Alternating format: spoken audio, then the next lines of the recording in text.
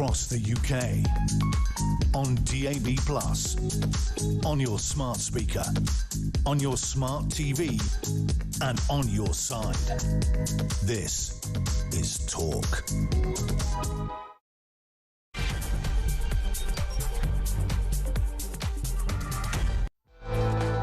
Hello there, it is Petrie. I am with you for the next 2 hours, and this is happening again tomorrow, just so that you know. Wednesday I'll be in at 11 until 1 as well, and then back to normal from Monday. Coming up, we've got a special hour for you coming up after this, because we've lost that first hour. So we're going to be reflecting on Robert Redford's life, and we're going to be looking at the Downton Abbey movie, and we're going to be crossing live to Washington to get the Americans' point of view of what this visit by Donald Trump means to him. As we know, he's landed. And he's here, he's at the ambassador's residence in central London, and will be meeting with the King and the Queen in the morning. So that's what we know so far. We'll keep you in tune. If anything else happens, I'll let you know as we go through. But for now, I want to say hello to Kevin Schofield, political editor at the Huffington Post UK, who's returned home and is wearing tartan. Are you wearing tartan? Oh, it's a check. It's more check than tartan, I think. Ah, well, it's close enough. What's it like to be back in Scotland then, Kevin? Yeah, it's always nice to come home, you know. It's a little bit chillier than and wetter than London, but not terribly different, to be honest with you. We're all on the same that's what gives Scots the Scots their sense of humour, isn't it, the weather? Yeah. We're pretty fatalistic. We're trying to take the sun where we can get it. Yeah, quite. We'll be looking at the sun, by the way, in a minute, but that's a newspaper, I'm afraid. There won't be any actual sun. The New York Times, Kevin, again, absolutely packed with stories, so I'll just pick one or two. The White House has threatened to crack down on the far left. Now, this is in wake of Charlie Kirk's death, claiming that there is a far left violent network behind the violence, but they still don't know a motive. We still don't. All we know is this young man was brought up in a MAGA conservative household, very religious, all of these things. Still nothing to say that this was a left-wing ideology that caused Charlie Kirk's death, although everybody's saying it is. Yeah, I mean, it's quite extraordinary, really. I mean, you just would not get that in this country. If something like that happened in this country, you would not have senior politicians just openly, not even speculating as to the motive, saying this was the motive, even though there's no evidence to suggest it. And now they've ramped it up even further by now saying that there's some left-wing plot, domestic terror in the US to basically try and take down Donald Trump and the whole MAGA movement. And as you say, Petrie, there is no evidence to back this up. And it's actually really distasteful, I think, that they're trying to take this tragic killing and turn it into political another game.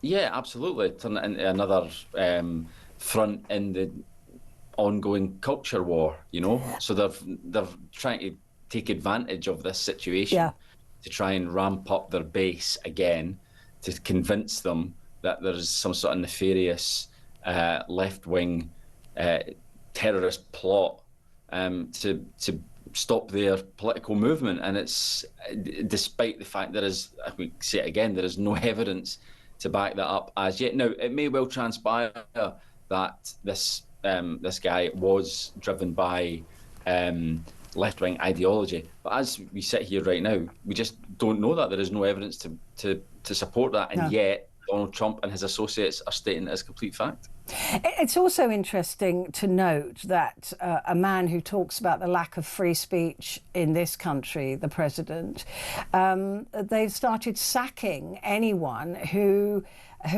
is not devastated by Charlie Kirk's death. You know, people in the military are being asked to report on each other.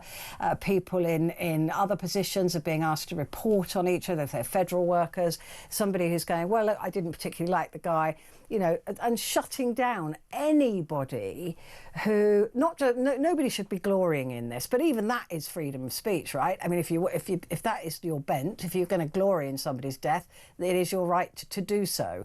In the same way that Charlie Kirk had the right to say some of the things that were distasteful, that he said. He had every right to do that without getting killed.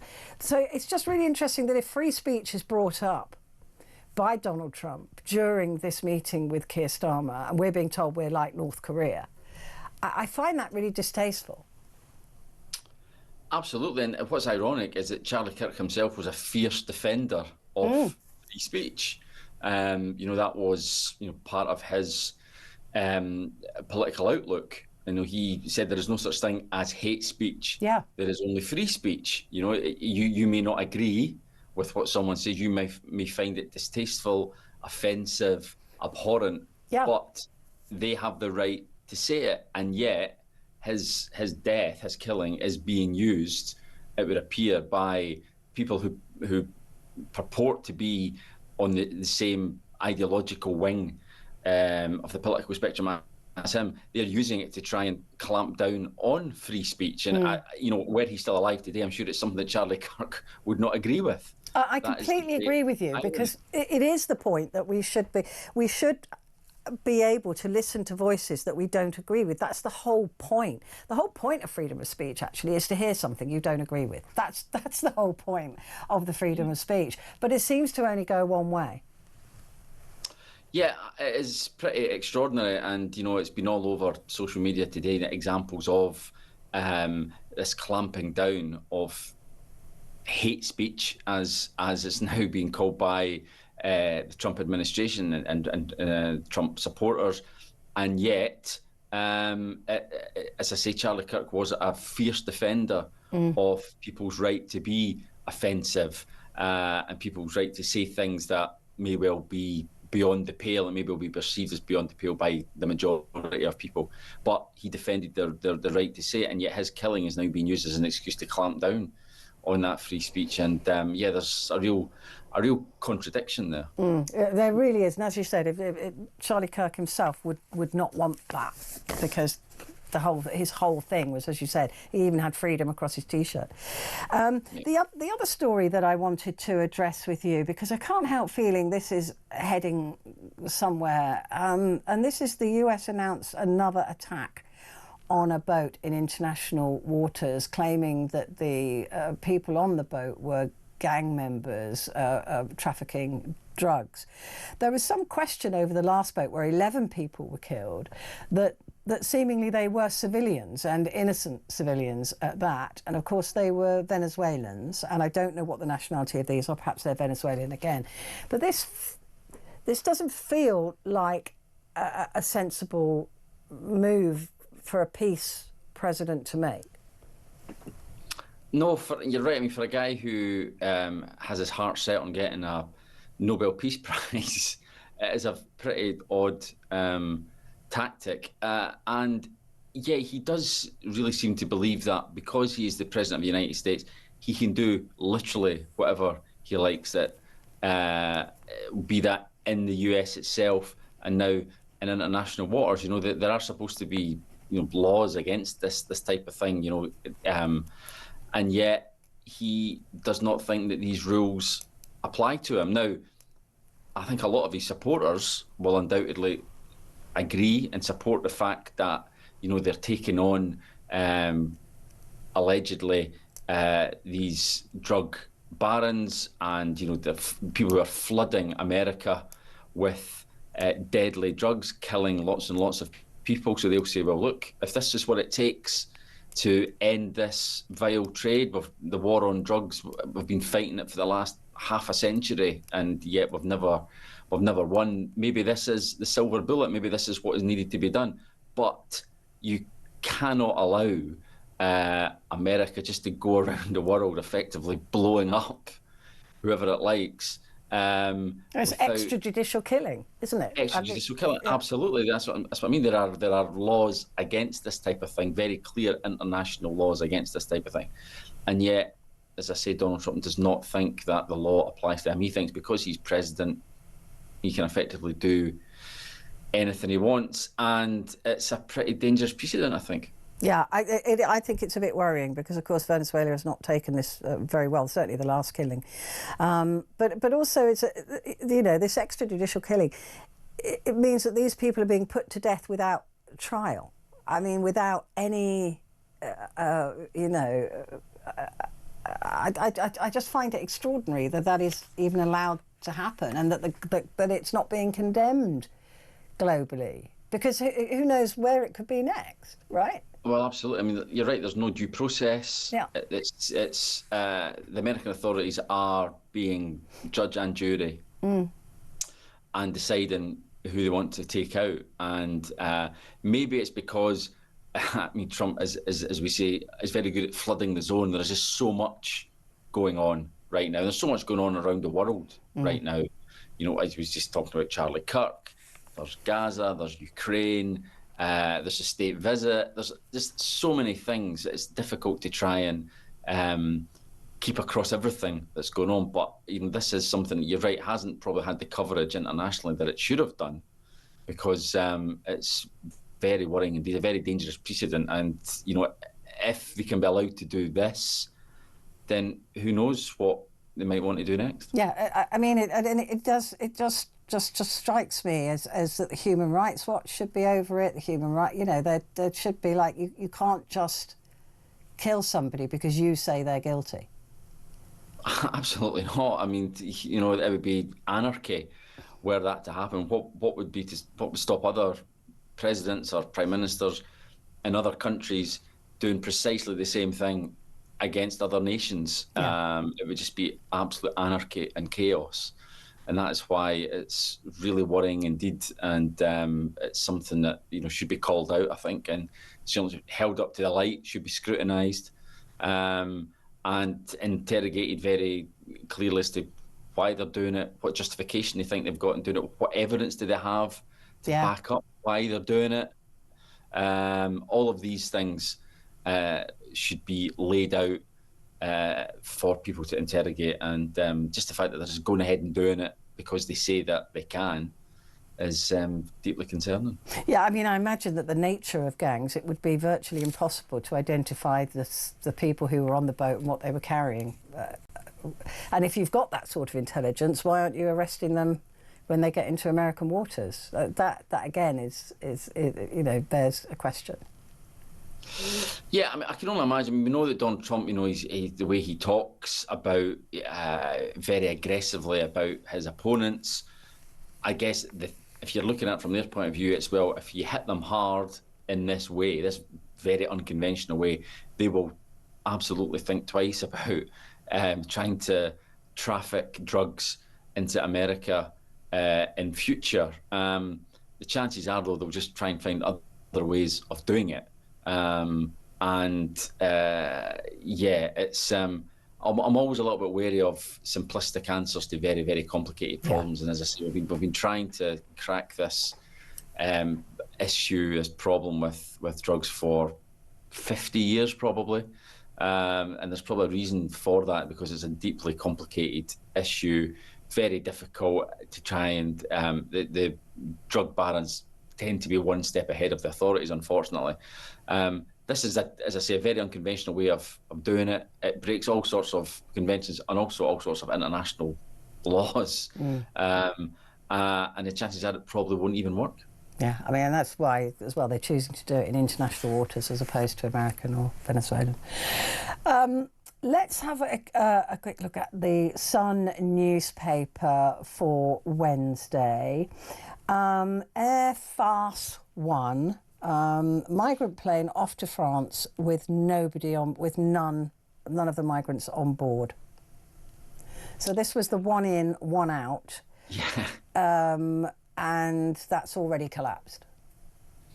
Yeah, one in, none out. Really. Yeah. Or lots in and none out. I mean, this is just like Rwanda all over again, isn't it? And Labour obviously took great delight in the difficulties that the last Conservative government had in trying to get the Rwanda policy literally off the ground. They couldn't do it, and now it looks as though Labour have run into the same issues with human rights laws, legal challenges by the asylum seekers' lawyers to prevent their clients from being deported back to France, and the flight took off. Special flights took off with no asylum seekers on board, and it's deeply embarrassing, undoubtedly, for Keir Starmer. And it's another massive headache for him. Labour have said before the election that they would reduce illegal immigration, they'd reduce legal immigration, they would smash the gangs. He stood beside Emmanuel Macron earlier this summer at a press conference to announce this deal, one in, one out deal, and yet here we go.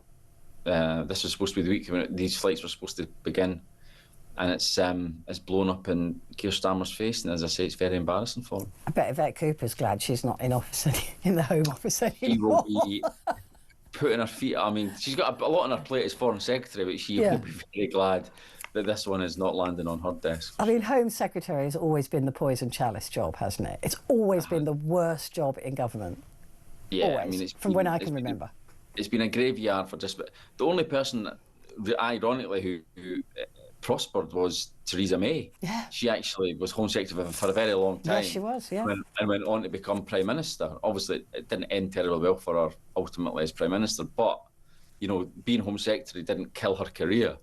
But I mean, I can't even think off the top of my head how many other Home Secretaries have actually gone on to. It's been a disaster for when I started looking at politics very, very young. And it's just like, oh, who'd want that job? More than 9,900 dinghy migrants have arrived since the deal was unveiled. So that meeting. There you go. Let's take a quick break. Back in a sec.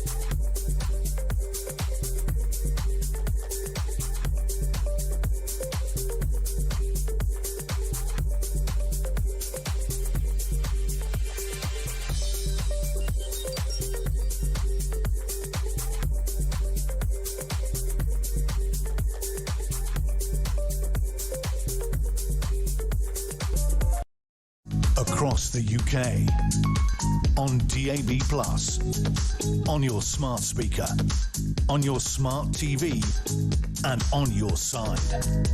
This is Talk.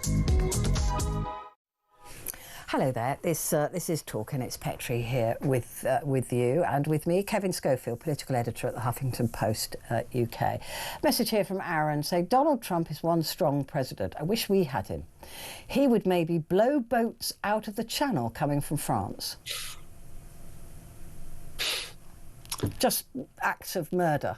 Yeah, I mean, I'll be accused of being left-wing for not wanting all these people to be bombed.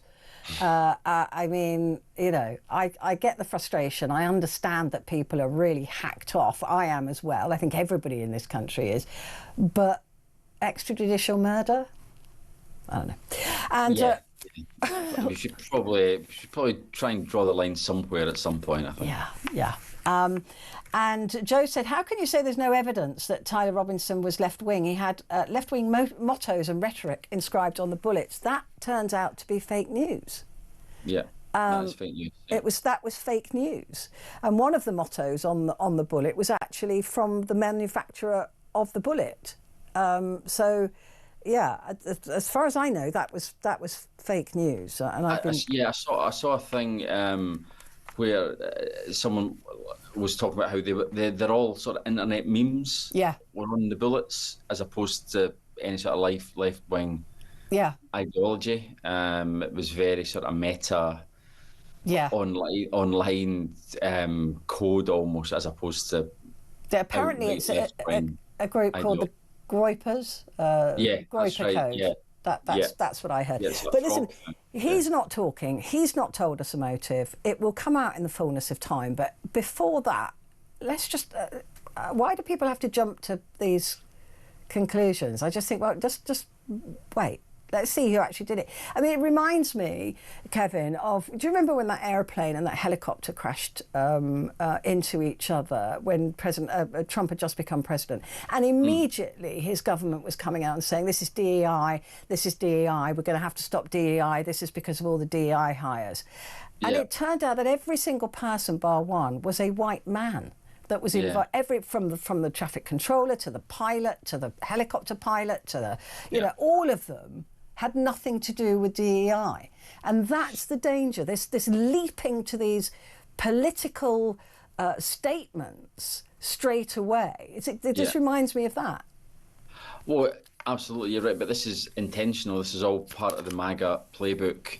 Something like this happens, and amidst all the confusion, you get out there right away at the very beginning and say, this is why, this happened because of this reason, which completely fits with our worldview. So as you say, the plane crash was DEI, not true. The Charlie Kirk was killed by a left-wing nutcase. Well, that may well be the case, but we just don't know that. So, but you get that argument out there really, really early, and you follow up with strong arguments saying, right, we're going to crack down on these left-wing terrorists who are destroying our country, and then that becomes the debate. It's not about, you know, the real reasons as to why Charlie Kirk was murdered or what the motives of this person was. You already say this is why, and this is what we're going to do about it, and it's very calculated, but unfortunately, it's very effective as well.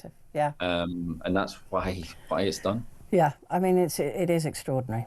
The Times. Let's have a look at the Times. Technology deal worth billions is a boost for the UK, but Trump stands firm on steel tariffs at the start of the visit. So we knew he was coming over with some goodies for Keir Starmer. This is a tech prosperity deal with the US that is worth billions. So Keir Starmer hopes it will speed up the development of new medicines and improve collaboration on research in areas such as space exploration and defence. I didn't think we were much into space exploration anymore, are we? I mean, no, I guess not. But I mean, I think it's more just to do with the money involved, isn't it? It's an investment in this country, which, listen, the Treasury will take anything that they can get their hands on right now. They're so desperate to make the books balance. So yeah, this is undoubtedly good news for the government. But again, it's like Trump gives with one hand and takes away with the other. There's still this tariffs on steel, which was supposed to be part of the trade deal, which was announced with great fanfare earlier this year by the Prime Minister. And yet there's still no agreement on tariffs on British steel exports to America, which is a blow, undoubtedly. You know, we were led to believe that this was going to be ironed out. It was all a case of, you know, dotting the I's and crossing the T's on that deal. But it doesn't look as though that one's going to go over the line, certainly not while Donald Trump is here. I think that's definitely something that Keir Starmer would have wanted to be able to announce on this visit. It might yet happen, who knows? He's here for a couple of days, so, you know, things might change. But right now, it certainly doesn't look like it's going to happen, and that will be a major concern to the British steel industry. Yeah, it's 31 billion, which doesn't even touch the black hole, does it? But it puts us in the Goldilocks position in the race for cutting-edge AI capabilities. Do you know, I'd much rather that Keir Starmer made these tech companies pay the correct taxes while they were working out of the UK. But, you know, I suppose that's better. We'd have made more than that, but it's better than nothing. The Daily Telegraph. Microsoft pours 22 billion investment into the UK. This is plans to invest a record 22 billion. Its biggest ever commitment to Britain. The US technology giant said it would spend billions on infrastructure, including the country's most powerful artificial intelligence supercomputer. Yeah, and I mean, again, these huge numbers, you're right, they become a bit meaningless after a while, really, don't they? But on the face of it, it does look like good news. It's obviously all tied into the trip. I mean, let's not beat about the bush. That this is exactly what this state visit is all about. It's all about trying to boost the UK. Not all about, but I mean, that is the most significant thing. You know, it's like you get Donald Trump over here. In advance, you have to have something to announce. It has to be big. It has to involve money coming into the UK from American companies. So to that extent, then this is a good thing. This will be welcomed undoubtedly by Keir Starmer, who has not had his troubles to seek over the last few weeks, as has been well documented. I think all Donald Trump really cares about is being at Windsor Castle. He just loves all that. Yeah, that's true. Yeah, he's even said, look, this is about the King and Queen. That is what he gets off on. You know, he absolutely loves it. And that's what that'll be. He'll be more interested in that than these any talks. Absolutely. Another story on the front of the Telegraph that said the consideration of revisiting pension age, raising the state pension age will hit women hardest, economists have said, in a warning to government as it reviews the retirement system. The Institute for Fiscal Studies said more women would struggle financially than men if the state pension age rose again, because they're less likely to be in work in their late 50s and early 60s. Just 70% of men from 55 to 64 are employed, according to the Office for National Statistics, compared to 63% of women. So fewer women are employed at that later age, and it may be because of career breaks and things like that, and they've perhaps not risen high enough, I don't know. But the worrying thing here is raising the pension age again. Yeah, unfortunately, I think it's inevitable. I think at the moment, is it? I should know this because it's 68 now. I think it was 67, and then, or it's 67 now, and it's going up to 68 in a couple of years, I think. But it keeps going up, doesn't it? But yeah, I mean, my kids, my God, who knows what it'll be. 80 probably by the time they'll never retire. I mean, it's just they'll be paying into a system they never benefit from. Yeah, exactly. So there's again today the triple lock has been announced. You know that I think it's 4.7% the state pension will go up by, probably because of the triple lock. So you know, it is unsustainable. Unfortunately, that's just the way it is. We've got an ageing population. The pensions budget is enormous. It's unsustainable.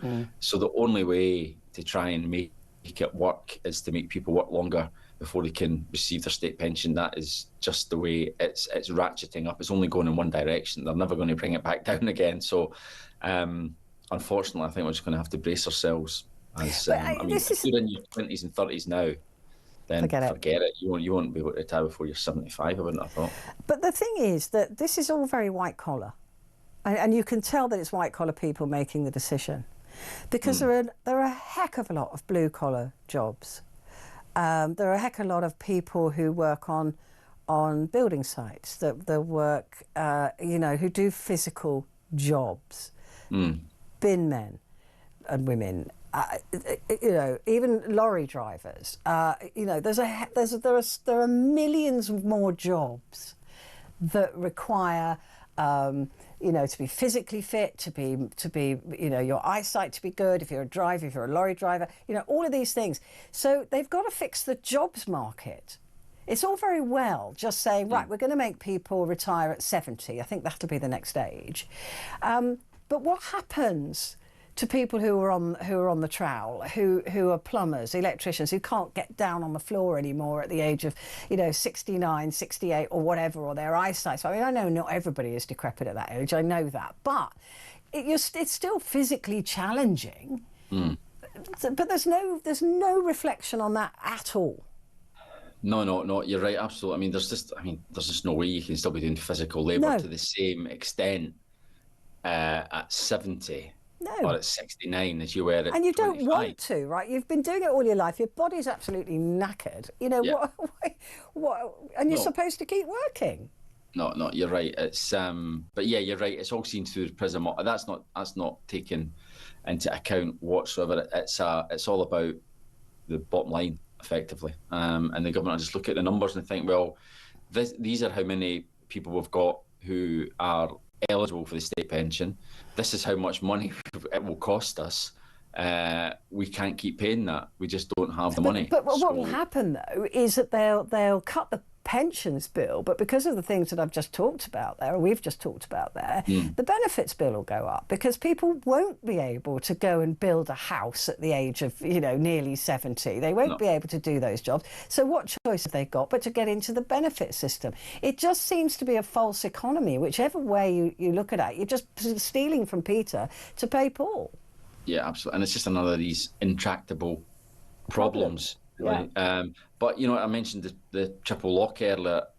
Good luck to the first political party that says it's going to scrap the triple lock, because all the other parties will just leap on them, say that you're hammering pensioners. We saw what happened when Labour talked about taking away winter fuel payments.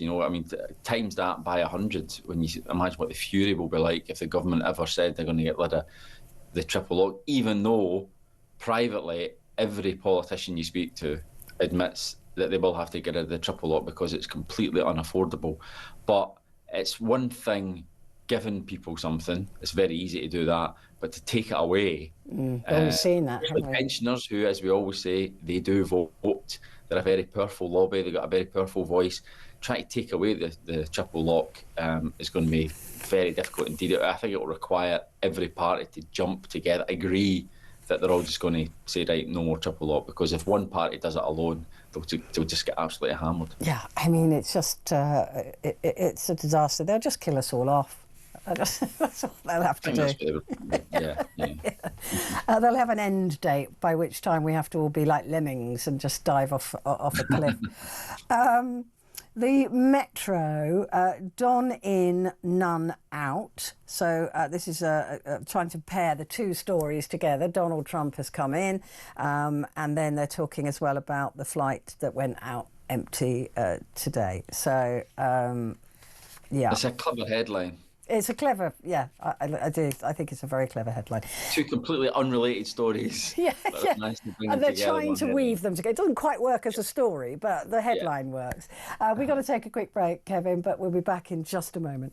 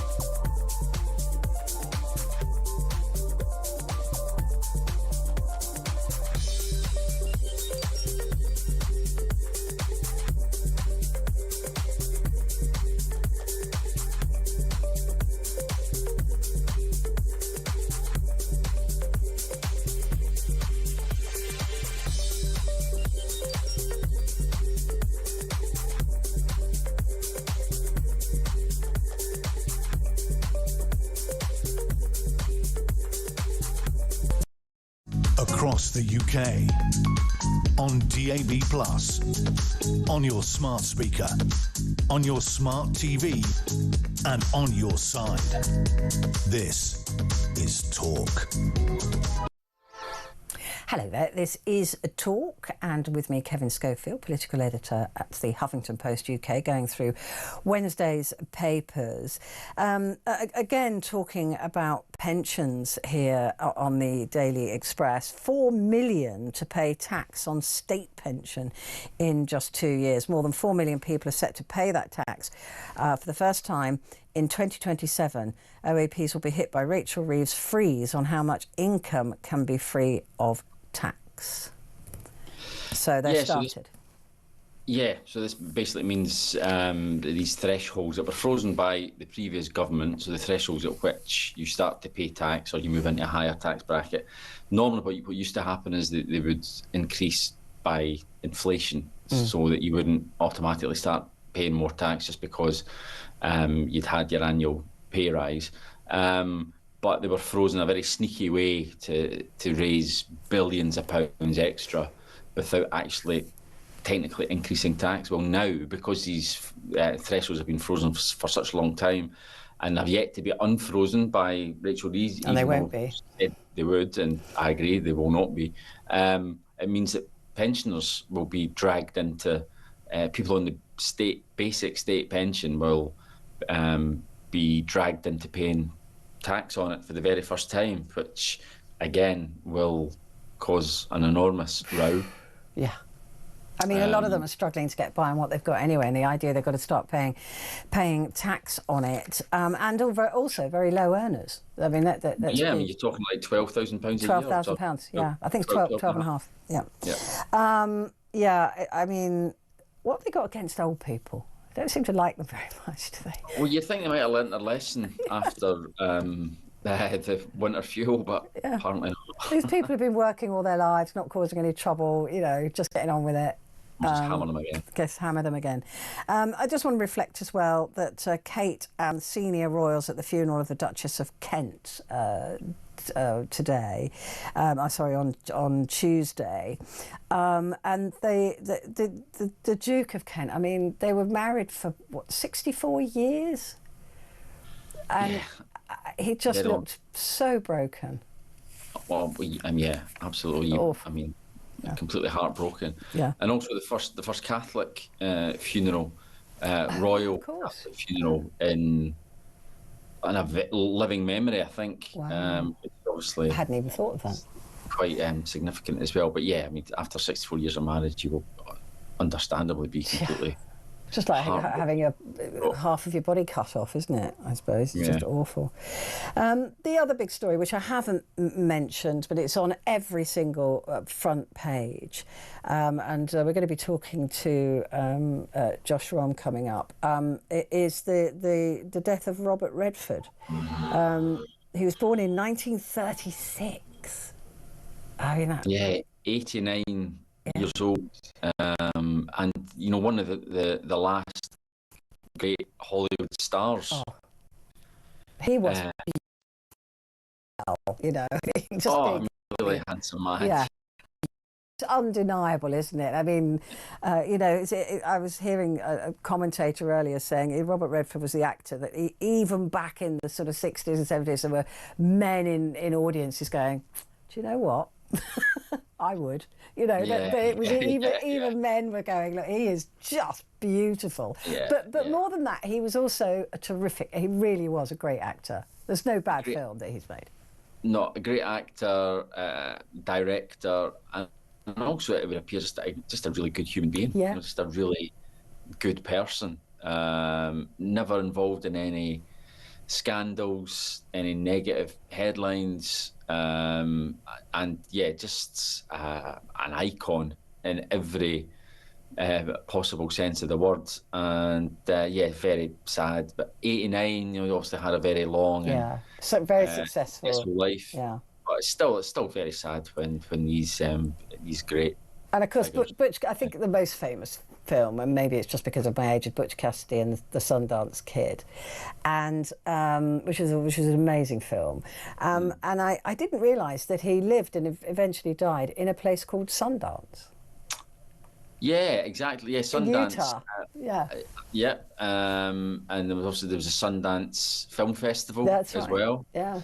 But also All the President's Men. I think that's probably as a journalist, that's my favourite.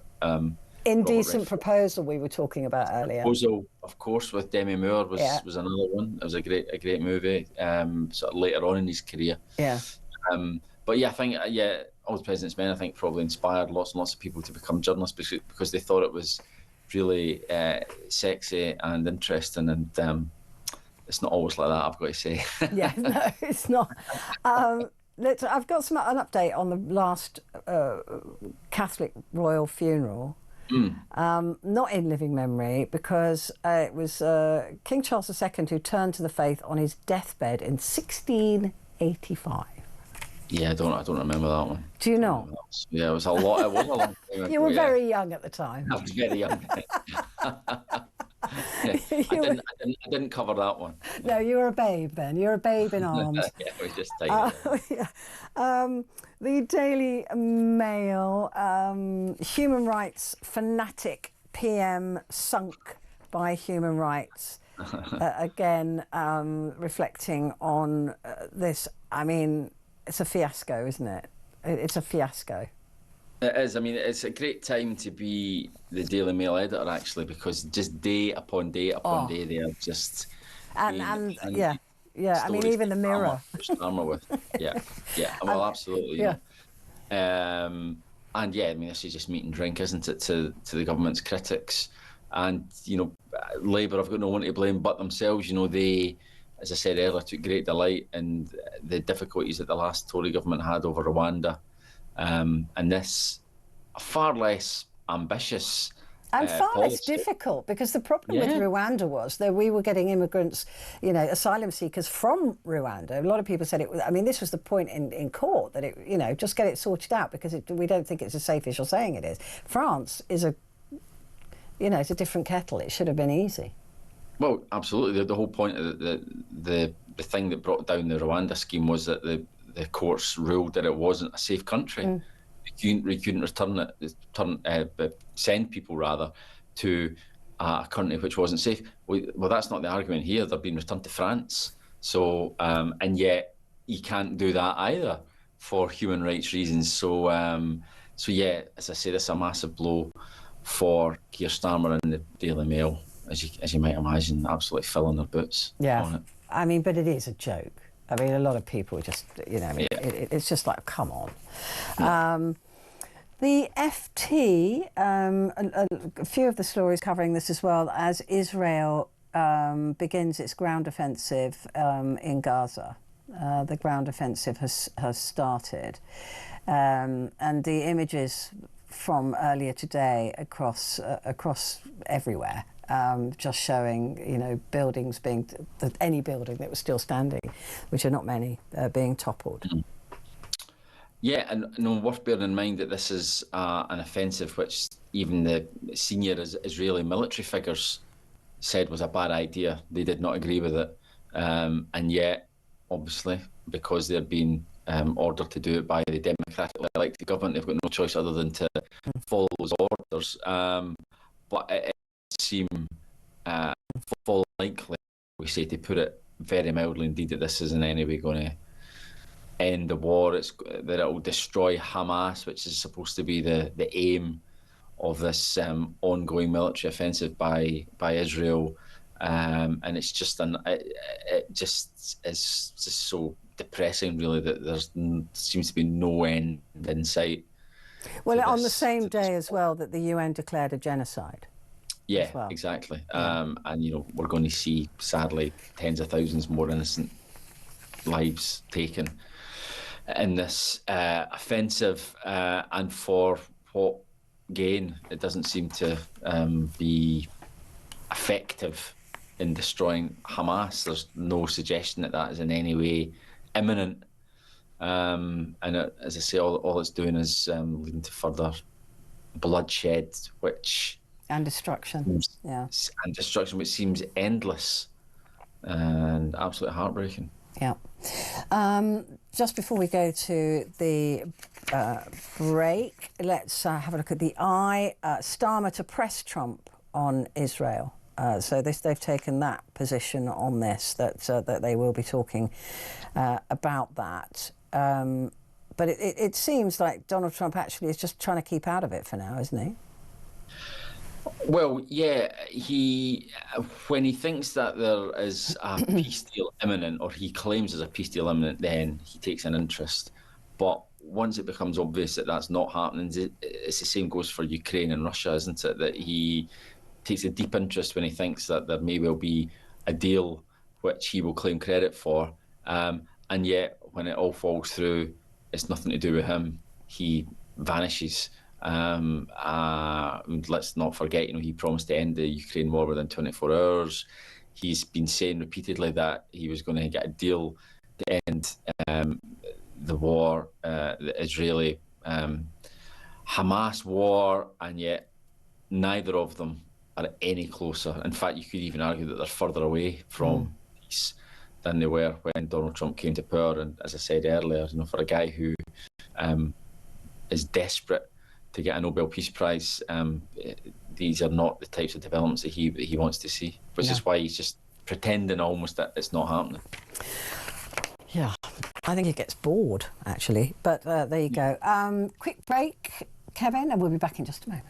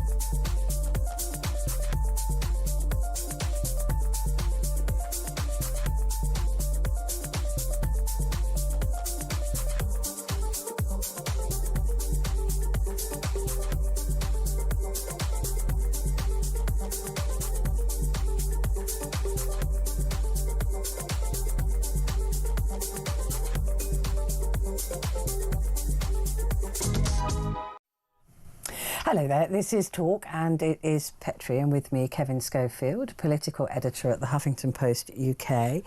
Time to enjoy news with a wink. The Daily Star, the most beautiful picture of Robert Redford on the something. There we go. Oh, look at that! Just for a moment, just for a moment. It's boring for people on radio, but I mean, come on.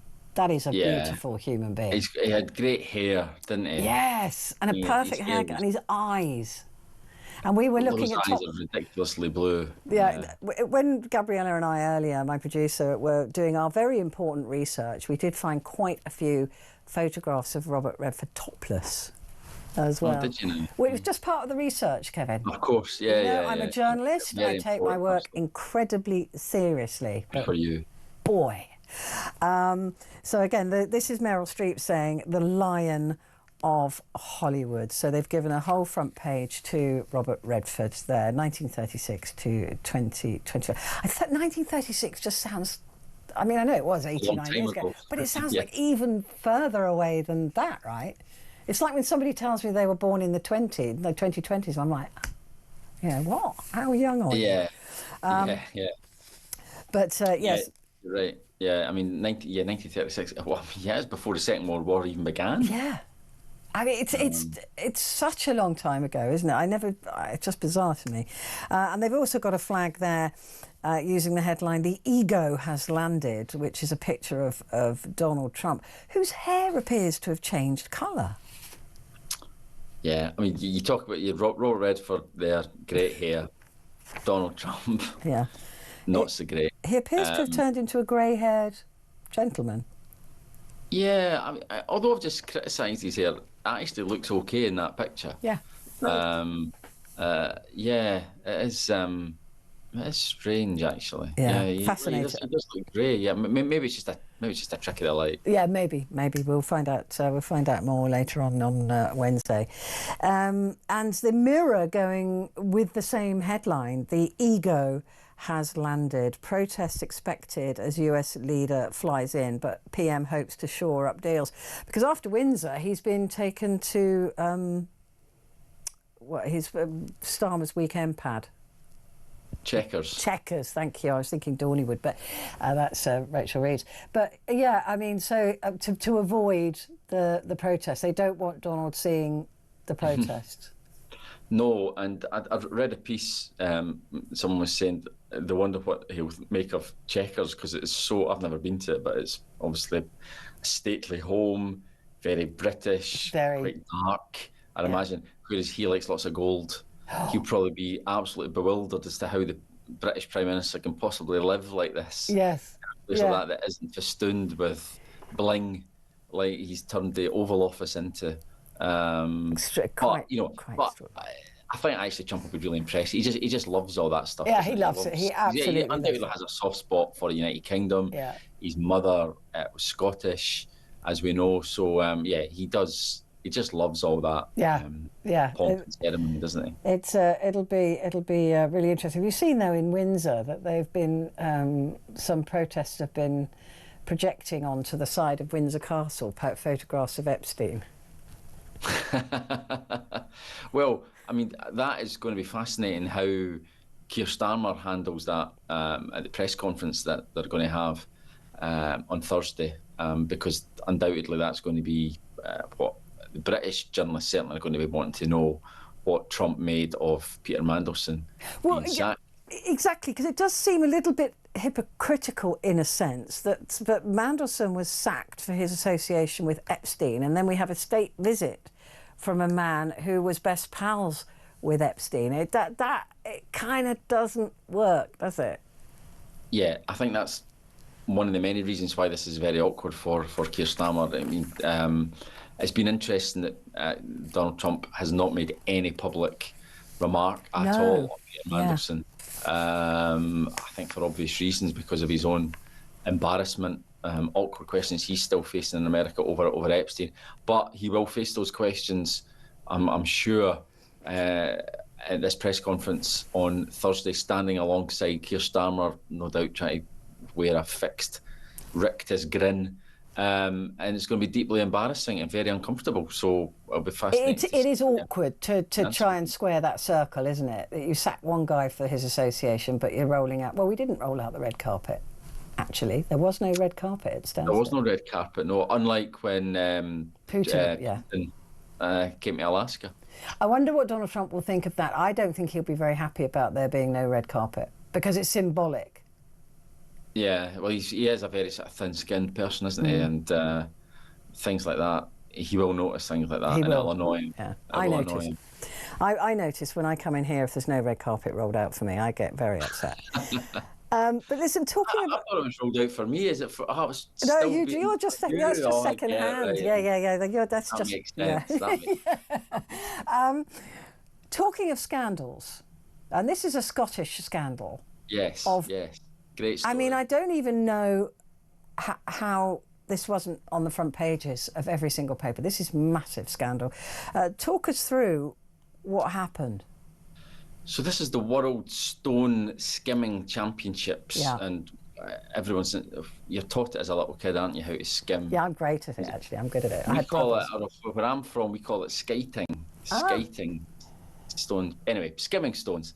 And the World Championship's been held in the island of Easdale off the west coast of Scotland. More than 2,200 people from 27 countries taking part, but it's been rocked by a cheating scandal because what you're only supposed to use stones which are naturally the right shape, sort of flat stones which are suitable for skimming. But there have been some apparently using, quotes, suspiciously circular shaped stones which have been artificially created to be that shape. So they're not naturally that shape.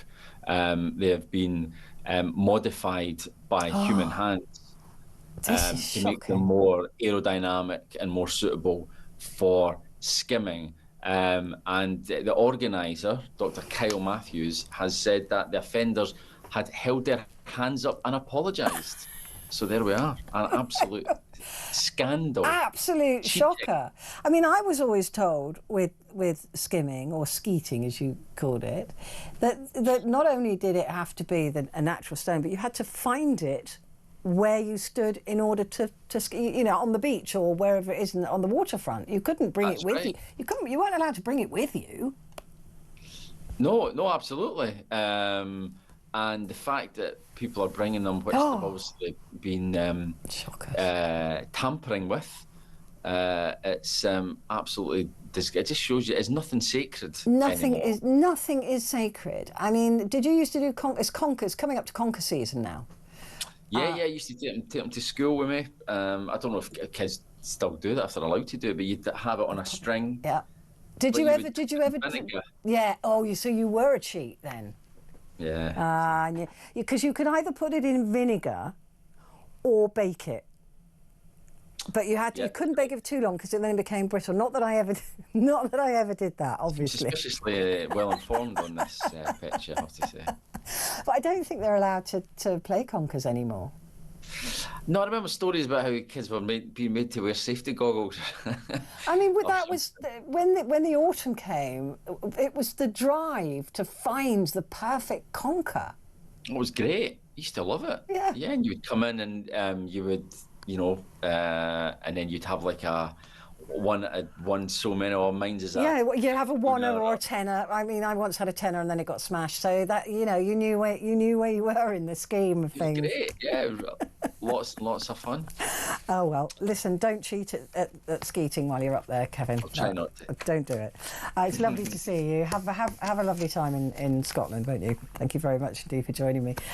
Kevin Schofield's the political editor at the Huffington Post UK. Right, coming up we have a very kind of different hour for you this hour because we didn't have the first hour as that was taken over by Harry Cole. So we're going to be looking at some showbiz stories. We're going to be digging into Robert Redford because we've got to mark his passing because he was such an important person in Hollywood.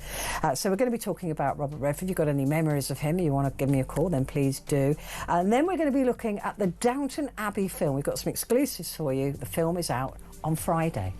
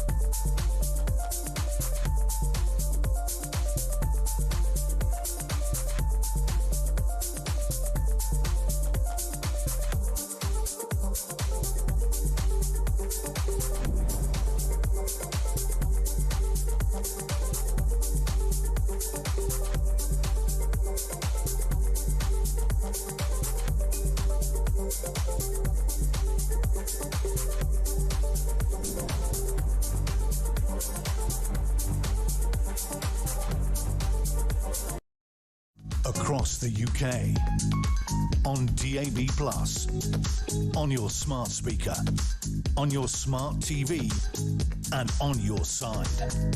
This is Talk.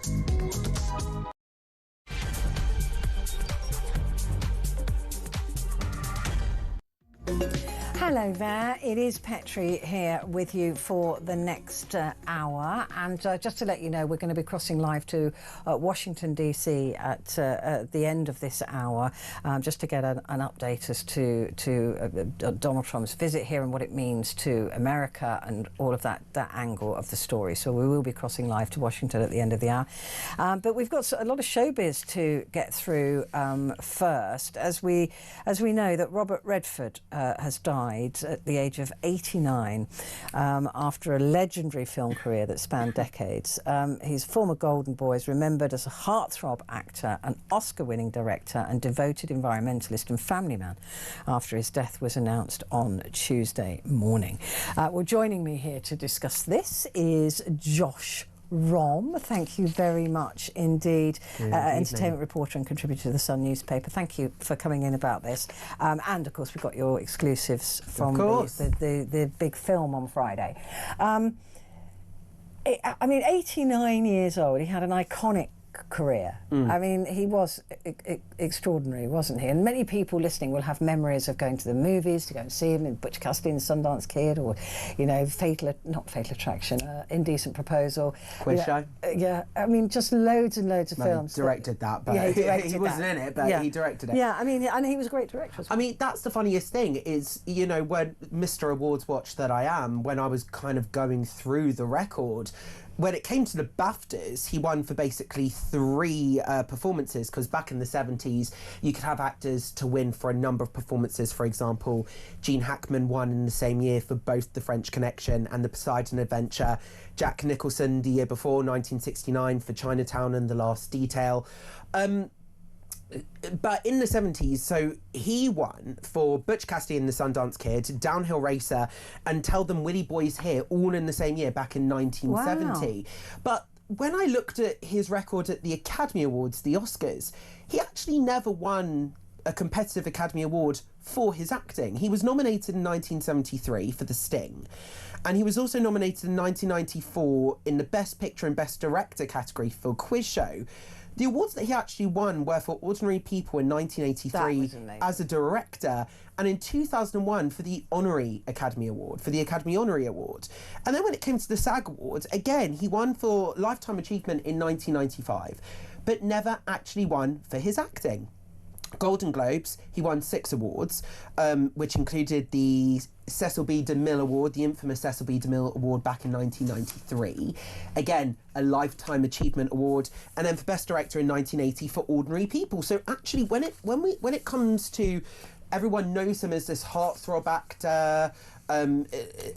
You know, All the President's Men, 3 Days of Condor, Butch Cassidy and the Sundance Kid. But actually, when it comes to his overall Hollywood record, he was more acclaimed in the kind of award circles for his directing and producing, which I find very interesting. Yeah, because that isn't really, I mean, yes, he was known for that, but not as, obviously as known, because he's not front and centre. And it was really interesting, we were talking about this in the newsroom beforehand and saying, gosh, you know, as I was saying to Kevin Schofield just now, 1936, I mean, that is such a long time. It feels like, I mean, it was such a long time ago. And so he was born just before the Second World War. I mean, it's impossible to think about that. I know. Do you know what I mean? And the thing is, his contributions to entertainment still last to this day. Yeah. So one of the biggest film festivals today is the Sundance Film Festival, which is kind of a precursor to Cannes and Venice, and it's where a lot of, in America, apart from Tribeca Film Festival, it's one for the awards circuit where people exhibit movies that are going to be put forward for award campaigns. He of course had a massive part in founding the Sundance Film Festival. So Sterling Van Wagenen, who was the head of his production company, Wildwood Enterprises, founded the Sundance Film Festival to attract more filmmakers to Provo and Utah, to attract them to Utah. I'm saying this very wrong. I'm so sorry. I'm getting my words tongue-tied. But the point is the Sundance Film Festival today is seen as a very big deal when it comes to pop culture circles, the entertainment industry, especially when it comes to film awards, campaigns, all of that stuff. That wouldn't have happened if it wasn't for Robert Redford. So even though he had this incredible acting career back in the 60s and the 70s, he had an amazing directing and producing career as well, largely staying out of acting most recently, although he did appear in Avengers Endgame, which is, of course, the highest grossing film ever at the box office at the time, grossing $2.797 billion, before Avatar retook the record in 2021 after a re-release in China. But he did appear in the Marvel Cinematic Universe in the 2010s as Alexander Pierce, the main antagonist in Captain America. His last acting performance, according to his IMDb, was in a TV show for AMC called Dark Winds in 2025, which he also served as an executive producer. So he was still working right up until recently before his death. But his contributions, even though he had this incredible career decades ago, they are still lasting to this day in the entertainment industry. Yeah, I mean, absolutely, because, like I said, we were chatting and we were going, 1936, gosh, that's, it's hard to think about a date that far back, and to have somebody still with us, right, and to be omnipresent, but. I think somebody in the room said, well, he wasn't really my generation. I said, but he wasn't really mine either. I mean, he was, his first film, I think, came out in 66? Yes, I believe so. Yeah. So it's like, but I've seen every one of his films. He is one of these... I mean, Butch Cassidy and the Sundance Kid coming legendary. out in 66.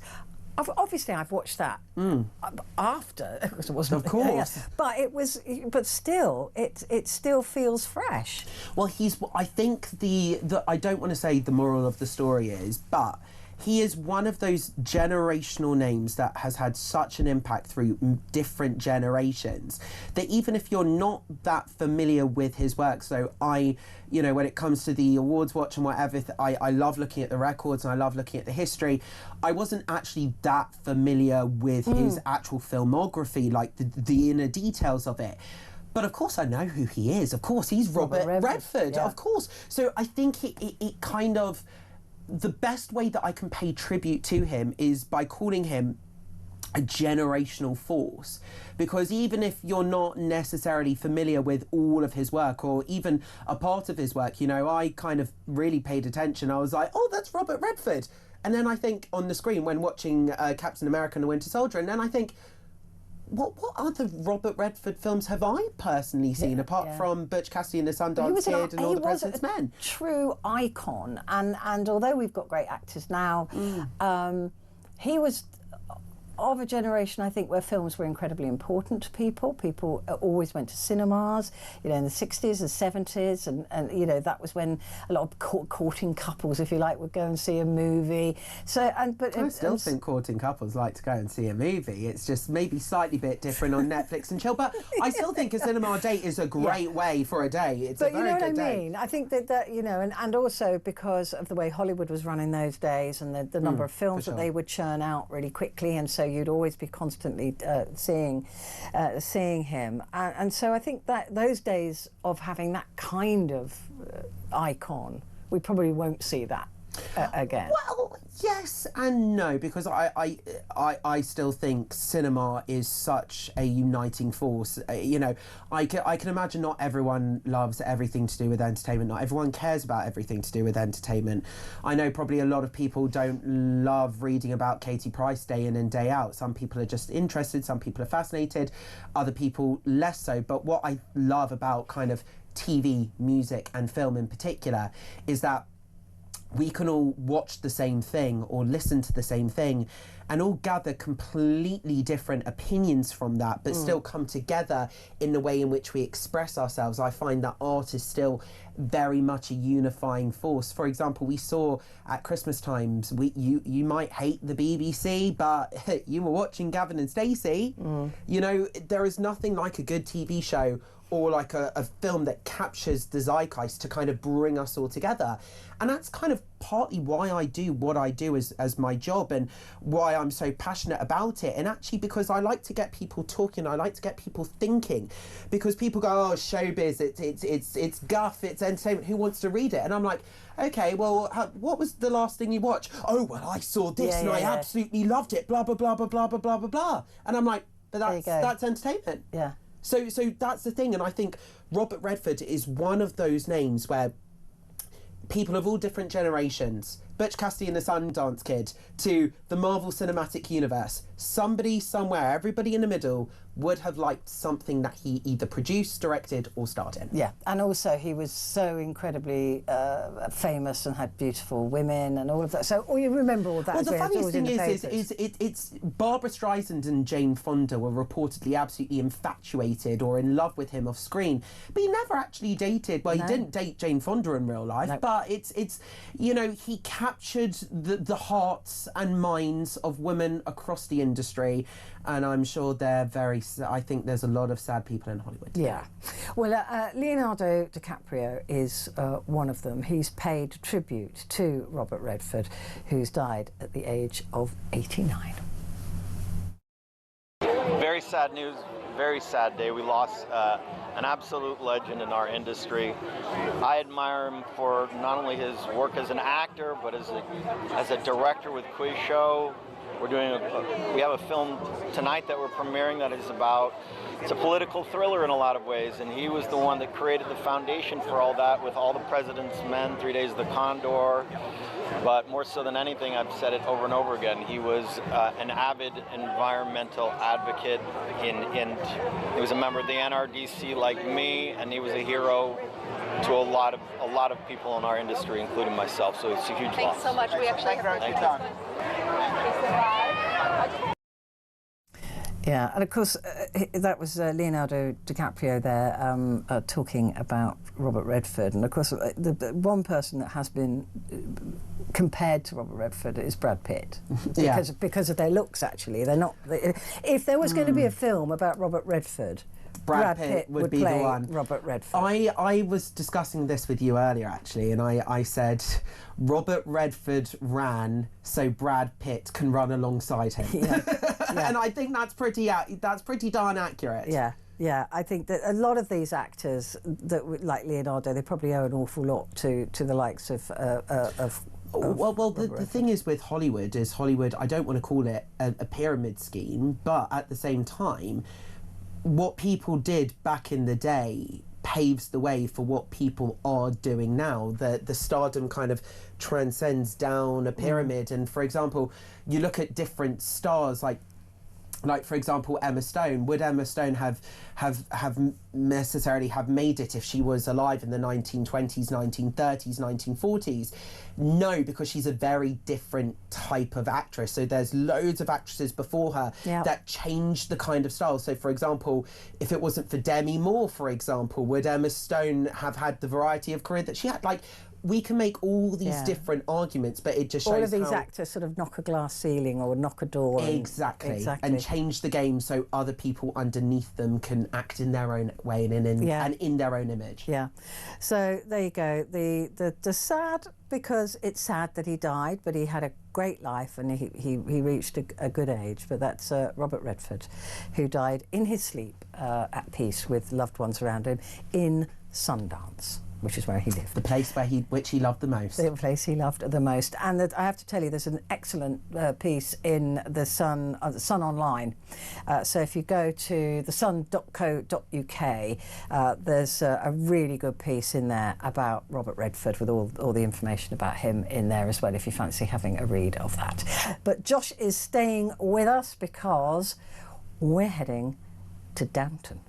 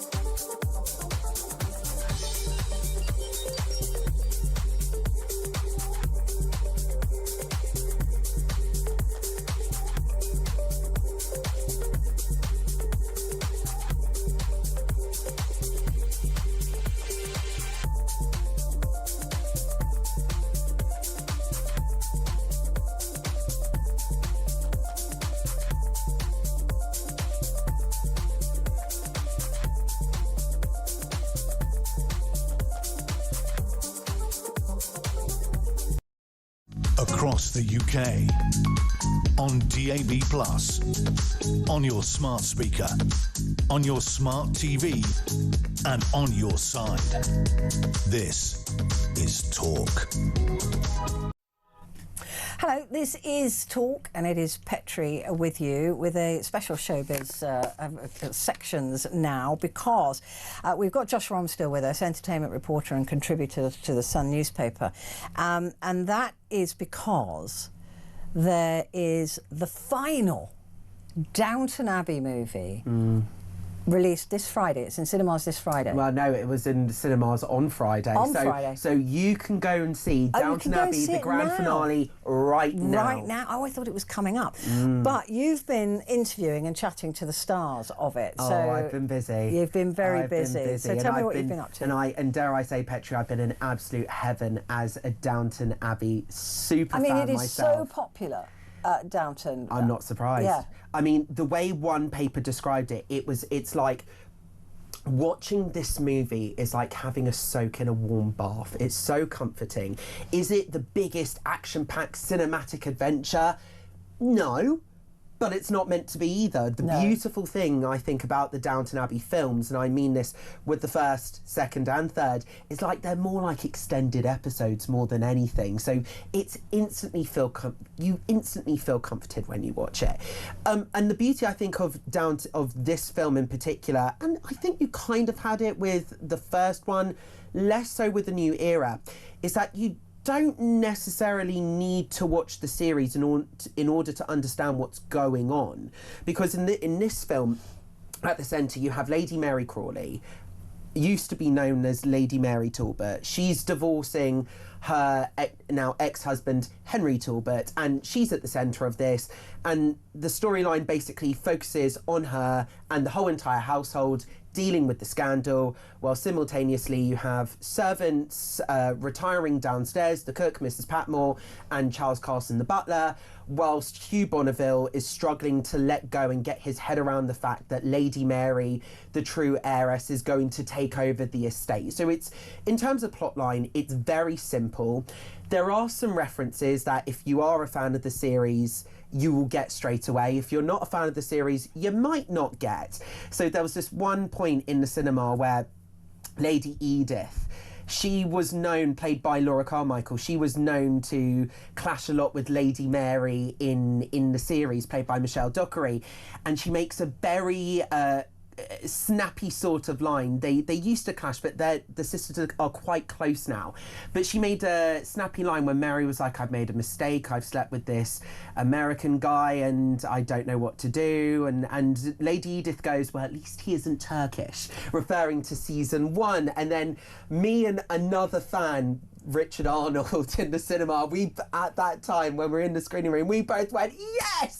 And started clapping our hands at that. And I can imagine some of the other hard-nosed journalists around us were like, what is going on? And then at the end of the film, I was absolutely bawling my eyes out for 15 to 20 minutes. No. I set Richard Arnold off.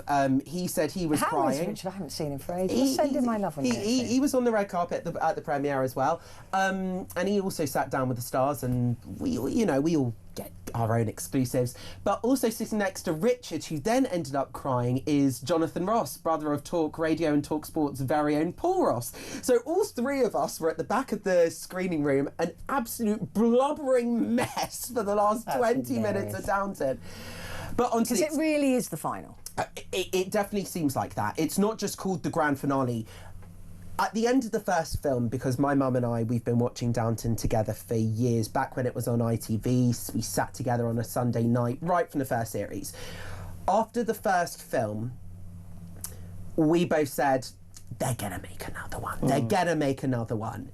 And then a new era felt a little bit fanciful at times, but they ended it in such an incredible way with killing off the Dowager Countess Violet, played by the legendary Dame Maggie Smith, the late great Dame Maggie Smith, and then Tom Branson and Lucy Smith, played by Anna Neach and Tuppence Middleton, then welcomed their baby, so making a generational point going, the old guard might die out, but there's always new members of the family, and it was closed off in such a nice way. And I spoke to Hugh Bonneville when he was promoting his Netflix project, I Came By, in around 2022.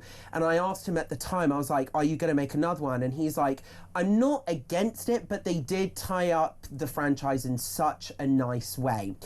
I think in this film, it's very final. It's a very final installment. They tie up everyone's stories.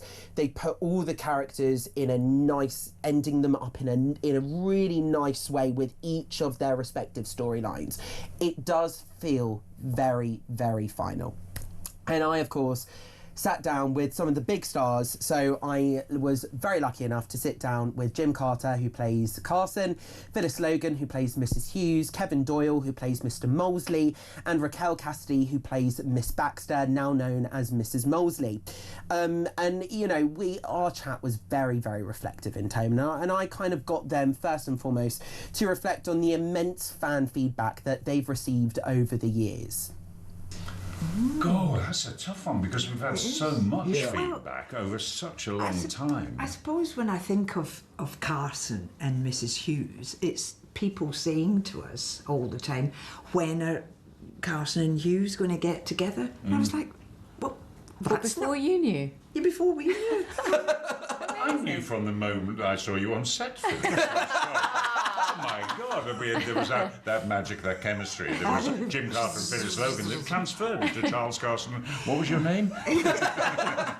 We were screaming for it, FYI. Yeah, we were absolutely screaming for it. No, I mean, it's just the joy, and people go back to it and say, oh, I'm doing it, watching the series for the fourth time again and again and again. And it's just, I don't know, for some reason, which I won't try to define, none of us can, it's sort of a happy place for people, and God, isn't that great?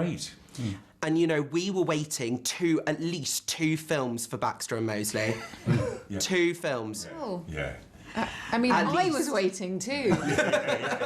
Direct your question here. Yeah. It was a fun way it was done, though, wasn't it? It was. Everybody listening to your proposal. It's the only way to be proposed to, I think. Yeah. Brilliant. Publicly. And, of course, there have been so many highlight storylines across the 6 seasons, 5 Christmas specials, and now 3 films. I think of the trials and tribulations of Molesley, I think of Baxter's thieving, I think of Mrs. Hughes supporting Anna after the attack, and I think of Carson, well, just being Carson, really. What would you want the one takeaway for fans to be, not just from this film, but from the entire Downton journey? Wow. I think they'd be better place to say it themselves, but I think it is that thing that you were saying earlier. People just keep going back to it. It's one of those things that it never seems to pall. You know, people do say, "I'm watching it again," and I've got people watching it for the first time. But I think, I mean, you know, we often say Downton, it wasn't a documentary, you know, it's not real life. I mean, real life was, in those days, was a lot harder than that. But it's an optimistic view of life, and I think nowadays we want an optimistic view of life. So I think if people find an escape in that and some comfort in that and take that from it, I think that's good enough, really. Well, I will say this, I still haven't forgiven Mrs. Hughes for having the wedding in the schoolhouse and not the Abbey. In the words of Lady Mary, Carson, I wanted the best for you. Oh, Josh, oh, you can come every time. Stay longer. Oh, they seem so lovely. He's got such an incredible voice, doesn't he? Iconic voice. Booming Iconic voice. But I also felt in the room at the time, I was like, I know he's Jim Carter. So actually the funniest thing is, so he was the last one to arrive in the interview, and I was literally sitting right outside the room, and he came up and he was like, hello, and I said, I'll see you in 5 minutes. He's like, jolly good, with like the Carson raised eyebrows, and in that moment I was like, oh, you can see why he was hired to play Jimmy Carson, the butler. Oh, sorry, Charles Carson. Not Jim. He's called Jim. Charlie Carson, the butler. You can so tell. They are brilliant. But you also spoke to another person that I absolutely love in Downton as well. Yes, so I was on the red carpet at the world premiere in Leicester Square. I spoke to Joanne Froggatt, who of course was best known for playing Anna Bates in the series, the lady's maid to Lady Mary and other people at certain points in time.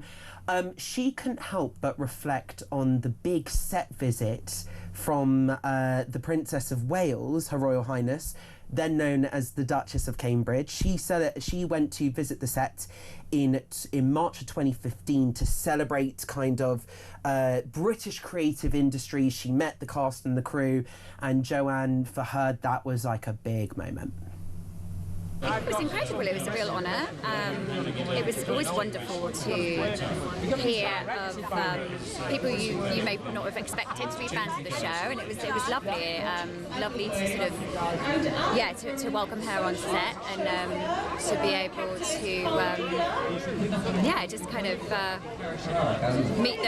meet the real side of the aristocracy, I guess. Yeah.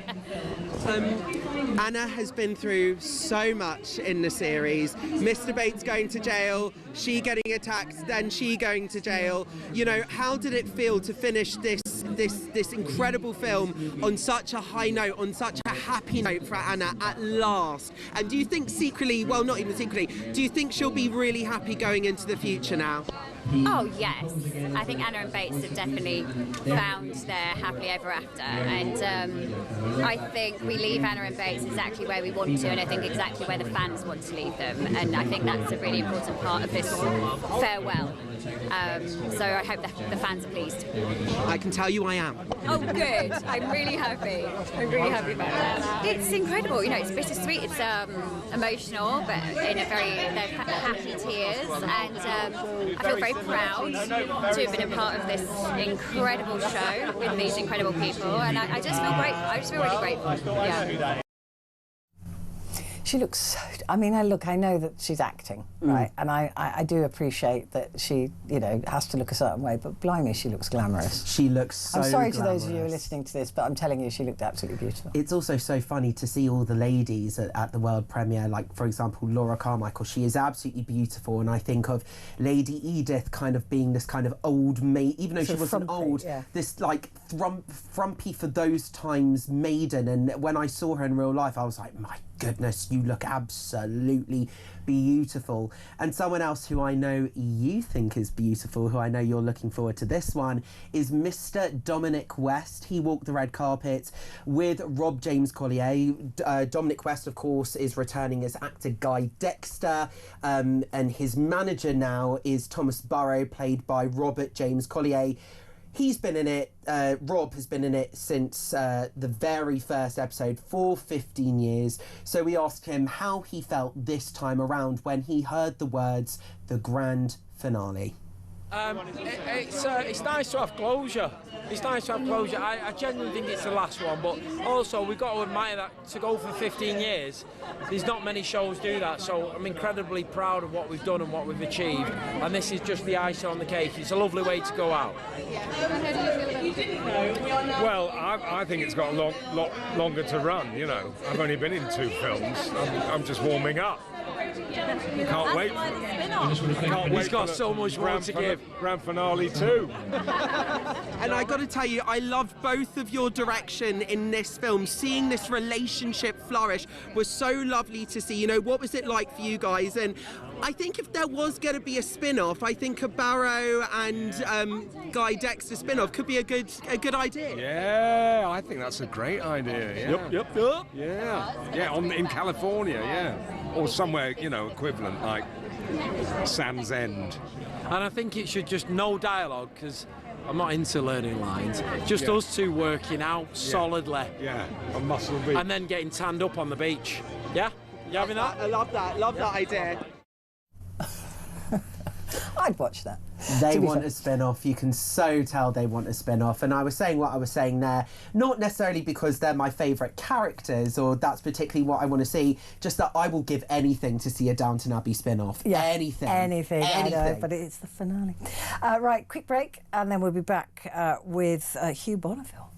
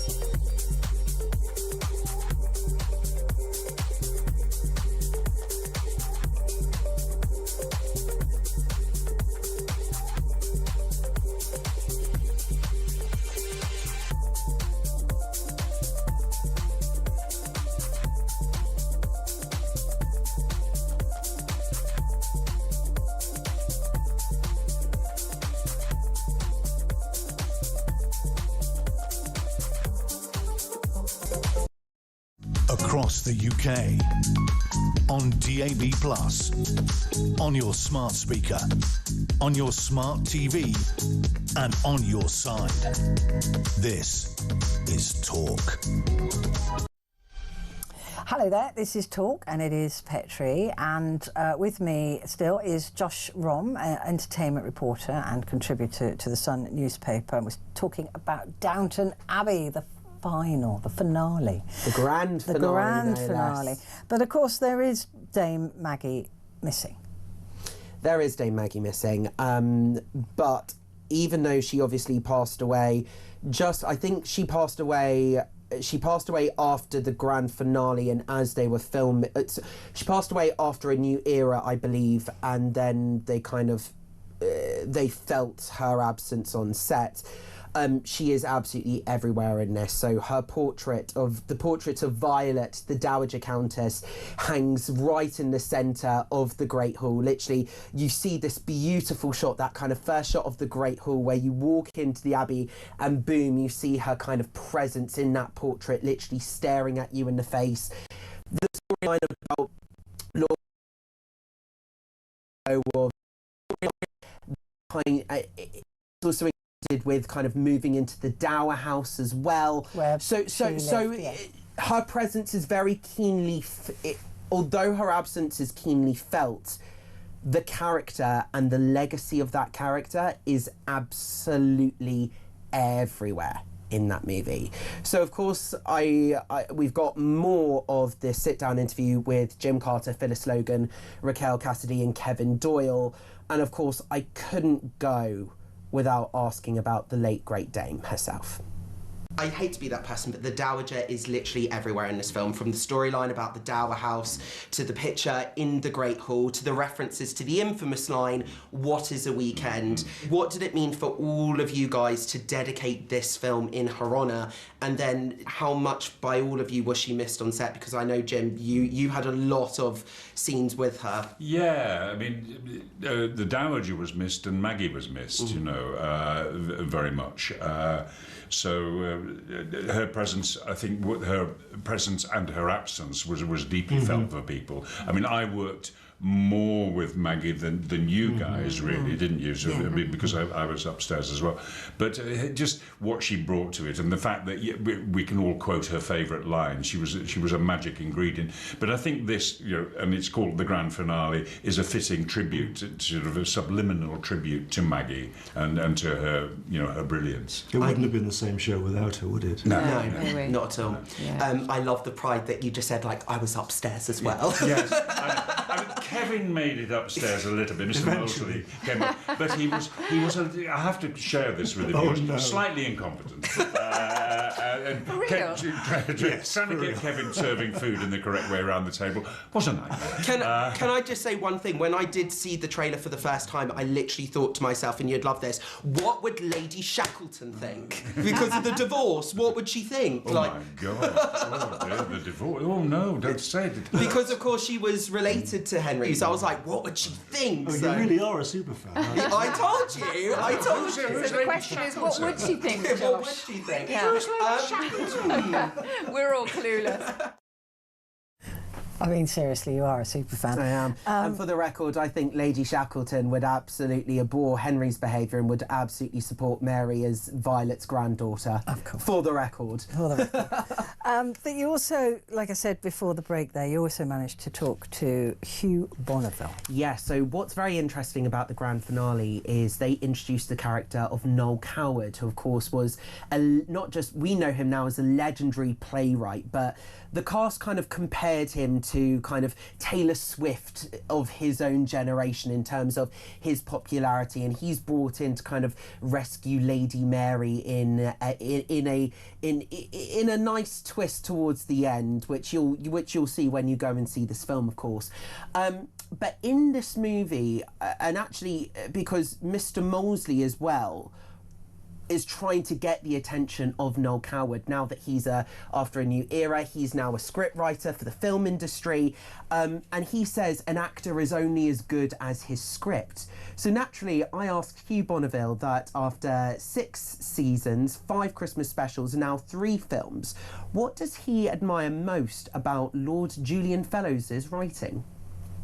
For me, I think the reason this show has resonated around the world is because Julian Fellowes writes characters and stories that people engage with. He writes, as he himself has said, he writes from a default position that people try to be good. They may do bad things, but they are humanity, or human beings are inherently trying to get along, get by, and do right by each other and form a society.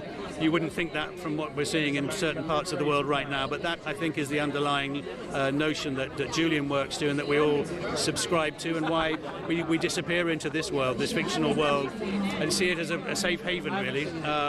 And I think we could all, do with a lot more of the compassion that Julian shows to his characters and his stories. Lord Grantham has always been a good man at heart, always looking out for the tenants, the villagers. But yeah, always looking after the tenants, the villagers. Yeah, because if you just go around, swirling your moustache saying, "Give me rent or you'll be out in the snow," the estate would collapse pretty quickly. So yeah, he's a fairly benevolent landlord. He's a conservative with a small c. He has a liberal attitude to life, and as I say, a compassionate outlook on the human condition. So yeah, I mean, of course, it's the most bonkers system, the feudal aristocratic system, but in our fictional world, a bit like in Star Wars and Star Trek, it sort of works. Yeah, I mean, he's just great as well, isn't he? Josh, thank you so much for that. We had a message saying you need to watch Bill Bailey do his version of the Downton Abbey theme tune. I've never seen it. And there's also a BBC Comic Relief sketch as well, starring the likes of Jennifer Saunders and Joanna Lumley, and Kim Cattrall, which is just brilliant. Yeah, as well. I mean, I love Bill Bailey. I think he's absolutely wonderful. We walk our dogs in the same park, actually. Love this. Yeah, he's great. Josh, thank you very much indeed. Yeah, it's my only claim to fame, frankly. Not a national radio show, of course not. No, of course not. But Josh, thank you very much indeed. Josh Petrie. We're going to have a quick break now, but when we come back, we're heading directly to Washington, D.C. to reflect on that visit by the President of the United States, Donald Trump, who landed in the UK just a few hours ago.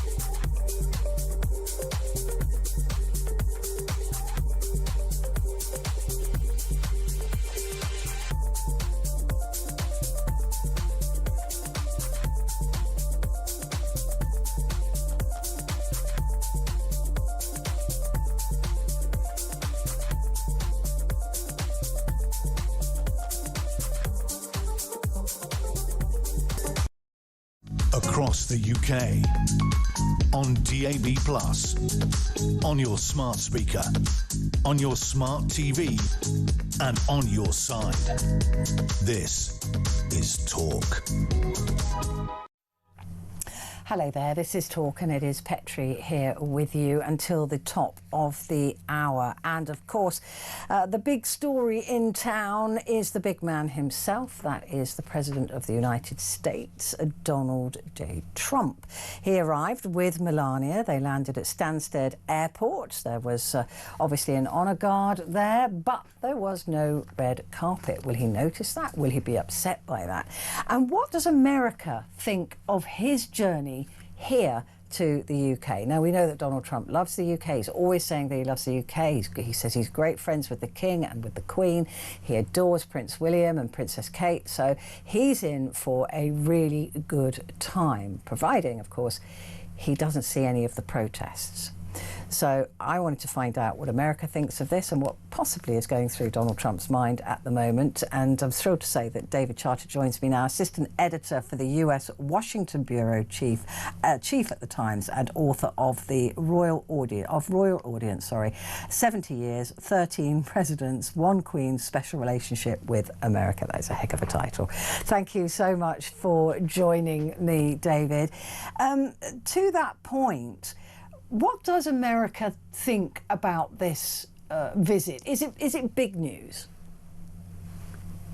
Well, I hate to disappoint Petrie, but this news does not feature at all on the American news agenda right now. It's absolutely crowded with so many developments and running stories over here that it's seen as a bit of a curio, to be honest, that's puncturing a really intense time for American politics and culture.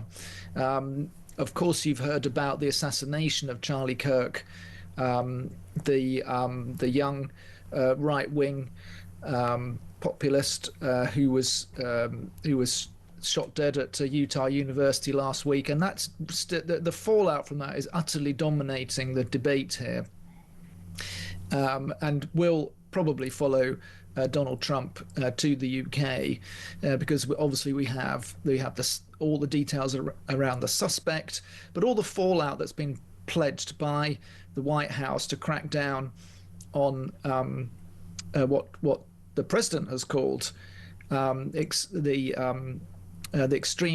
extreme liberal left, that in a very general sense are held by a lot of people on the MAGA wing of the Republican Party to bear some responsibility for Charlie Kirk's death. So that's the massive dominating story. But we've also got the Federal Reserve meeting at the moment, and they're going to announce their rate decision tomorrow, Wednesday. And that's another thing totally preoccupying the president, because he's called endlessly for big rate cuts to save on American costs on the funding, bailing out paying off the interest rates for the massive debts that America's got. And of course, the death of Robert Redford on top of all this has totally overtaken the news agenda. So there hasn't been any oxygen, any room for discussion about what's going on with the UK, because basically I think the American political class put it in a box marked done because of the trade deal that was signed off in May. We now know, and that they've got the bad news out of the way ahead of the trip, which is that Britain is not getting a reduction on 25% tariffs on steel and aluminium. That was one hope, I know, of the Brits from this trip. They haven't been able to negotiate that with a very hardline trade negotiation department for Donald Trump. But there will be some massive investment deals announced. Details are already starting to come out, and there will be a lot of talk of, if not the special relationship, but this modern technological relationship that's going to be an engine room for AI. In fact, it was the head of NVIDIA, the biggest chip making company, that called Britain. Said Britain was in the Goldilocks position to develop AI with America because of the intellectual powerhouse of the British universities and research, combined with the presence already of various companies in Britain. So there's lots to talk about, but it's not making what you might call the papers in America. This special relationship, it's funny, I did a phone-in on this yesterday and say, because there was a new report that came out that said fewer people in the UK now believe there is a special relationship between America and Britain than previously had believed. Does America at all, as a country, as a populace, see this tiny little island that we are as special to America, or is that just us? It's a diminishing number of Americans who would say there was a particular special relationship. It really was a throwback to the post-colonial era and the post-World War II era, when cooperation was so important between the two nations. We did do a bit of polling on this for the Times, actually, and we discovered that only 16% of Americans, 1/6, could name the Prime Minister of Britain. So Keir Starmer, obviously. He was slightly better known among younger adults than the older ones, actually, which is interesting because the royal family does have a lot better recognition, but it's the deceased royals who are held in the highest esteem in America. And you almost can't turn on the History Channel over here without a documentary about Diana, Princess of Wales, coming on the schedule. Wow. And she is by far the most recognised and positively regarded royal by Americans still, followed by the late Queen Elizabeth. So all of that tends to suggest, doesn't it, that the special relationship is kind of I was going to say in the rearview mirror, but it's not, because trips like this will keep Britain in people's minds. You tend to get people in America talking about the Queen of England. But with Trump, President Trump having such strong Scottish connections, his mother was Scottish and he's got his golf courses up there, I think there is awareness of the United Kingdom as a whole. But as I say, we're in a new, a more America is a developing country with where the population's roots are not so much found in Europe even, let alone the UK. The expansion in immigration has been from Central and Southern America largely in recent years, of course, and that's contributed to a shift in focus, as also the more recent presidents have looked towards the Pacific a lot more. The geopolitical contest is with China.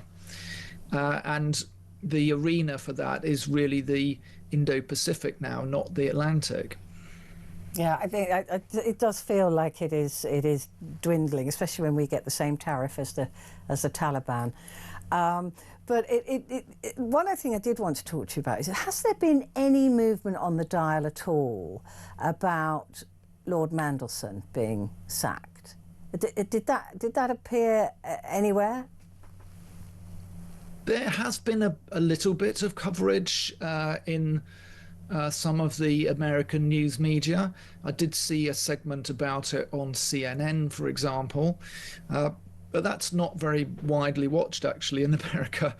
And I would say most people wouldn't have a clue who the British ambassador to Washington was any more than we could name the latest American ambassador in London, to be honest.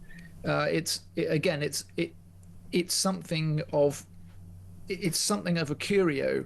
I was asked. I remember going to a leaving party for the previous ambassador at the embassy. Obviously there was the great and the good of Washington was there, and a Republican chairman of a House committee actually came up to me. He was a Republican and said he didn't know anything about Peter Mandelson, and he said, I've heard this. I've heard your new ambassador is known as the Prince of Darkness. So why is that? I'd say that was an old nickname that he once had when he was involved in British politics, and It's a great mantle to take with you, though, isn't it? With the Mandelson thing, though, the link to Epstein, of course, is what done him in. And do you think that Donald Trump thinks that he will avoid those questions about Epstein when he's here? Because I can tell you, already protesters on Windsor Castle, I don't know if you've seen these images, have been projecting images of Epstein and even Prince Andrew, which is fairly audacious on a royal palace. But and Donald Trump. I mean, and posters have gone up everywhere with Epstein, even in the shop in Windsor Castle. They've put in special cups and plates with Donald Trump and Epstein on them. So does he think he's going to avoid, not that that's official, that's protesters have done that, but do you think Donald Trump thinks he's getting away from the States and will get away from that question for a while? I think that he will be in a bubble, actually, when he's over in Britain. And so, yeah, he would have thought, I hesitate to go inside the mind of Donald Trump. It's difficult territory to venture into, but I've no doubt that he would have thought this, and he would be looking forward to this as quite a welcome break from some of the questions that keep coming.